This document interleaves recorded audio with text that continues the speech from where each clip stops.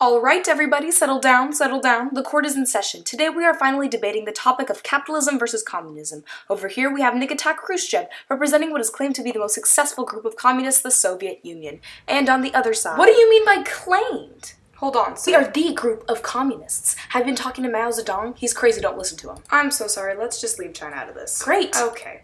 And representing the capitalists, here is John F. Kennedy. Great to be here and wonderful crowd today. Are you guys ready to learn about the power of democracy? Oh God, please help us. Alright, John, you may state your case. Gentlemen of the courtroom, as people we deserve an economic and political system in which our country's trade and industry are controlled by private owners for profit rather than the state. The rules and regulations from the government take away the freedom that we have all fought to have, and that is not what we want. Capitalism is the idea of free markets allowing people and corporations to exchange goods for currency without any interference from government regulation.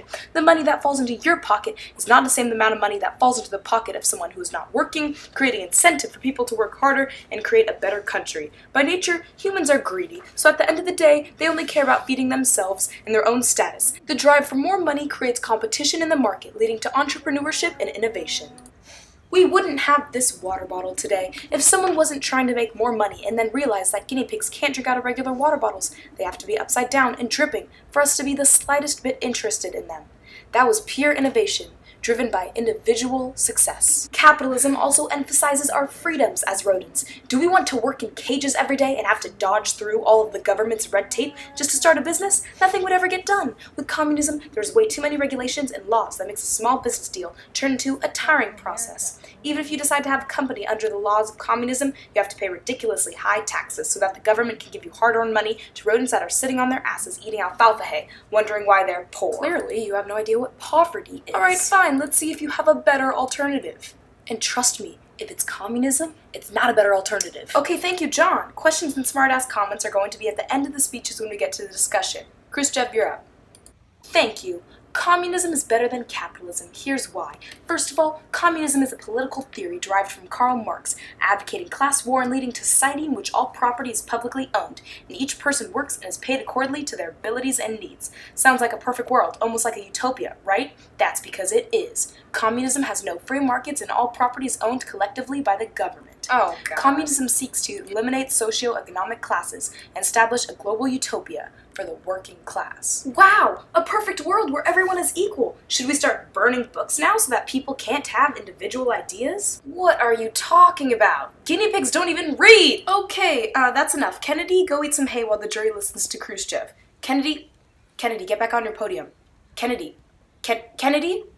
Okay, Khrushchev, just talk. Okay. Anyway, unlike capitalism, with communism there is significantly less income equality. People are paid the same, and it's not a case of the rich getting richer and the poor getting poorer. The taxes that you pay go into free healthcare, free education, insurance, etc. It creates a higher standard of living for the citizens in the country. Under communism, there are no monopolies that destroy competition and then raise the price of their product, making people pay more money. Businesses are forced to be more ethical in the way that they can't just do whatever they want.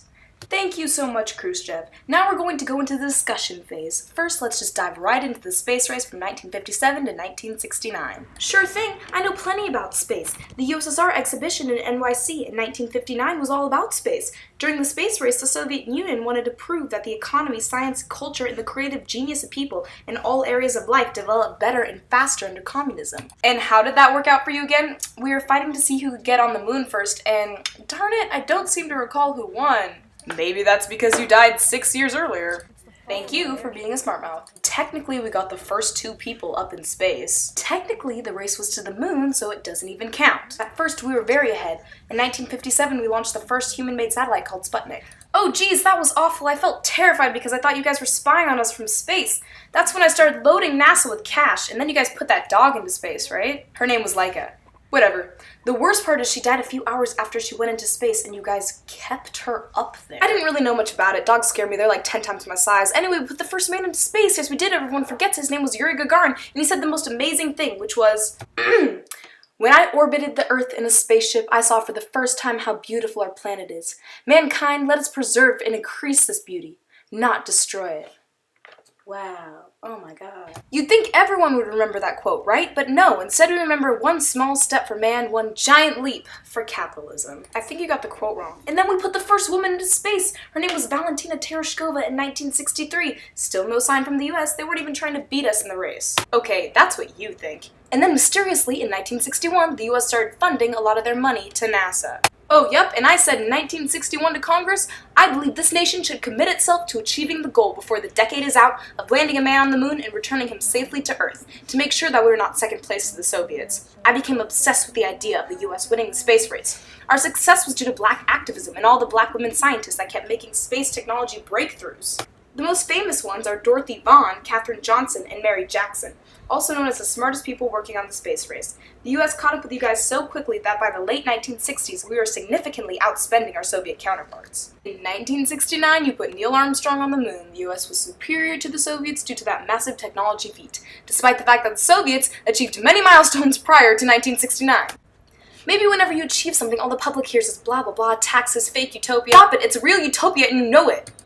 Guys? Yes? The question was, how did the achievement from the space race affect the science and technology used to explore space? It was a major milestone for my country, for sure. Yeah, no, me too. I love science. Are you sure? It says that both of you drastically cut NASA's budget after 1969 and only started giving them a lot of money in 1957. NASA's percent of the federal budget in the US went from 4.5 to 1% in 8 years after the race. Were any scientists kind of mad about that? No, not at all. No mad scientists. The winning came for me as a bonus, actually. Was your goal to have a man on the moon or to beat each other? Interesting, we'll just go on. The next topic is mutually assured destruction, also known as the Mad Theory. Oh yeah, remember that beautiful time when the US was the only country to possess nuclear arms? You mean that brief 4-year period between 1945 and 1949? Ah, those were the days before Mad Theory ever existed. But not for long before we came in and made our own atomic bomb because we hate the US and we're sick of them winning everything. That started the problem that the world could be completely annihilated by 2 nuclear-armed countries. Also, the bombs that were made were 100 times more powerful and destructive since Hiroshima and Nagasaki. And then the Mad Theory was invented. Oh, what a wonderful thing, the Mad Theory, and having to play by its rules every second I was in office.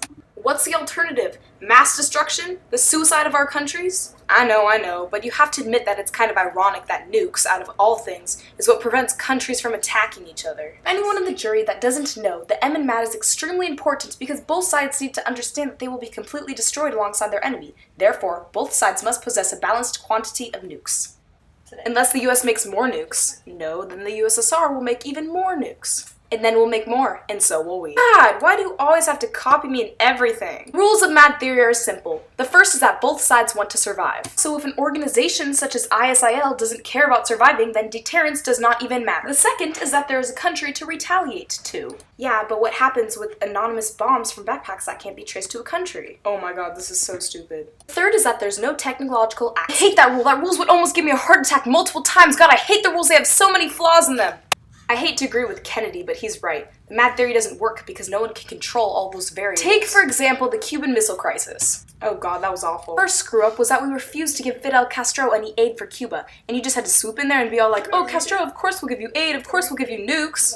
Yeah, long story short, the Cuban Revolution became a communist one, and since America was attacking Cuba wanted nukes. Yep, and to prevent the missiles from arriving in Cuba, I simply enforced a quarantine. Kennedy, you're not fooling anyone. That was a damn blockade. It's an act of war, and if I was ISIL and not the Soviet Union, it would have started World War III.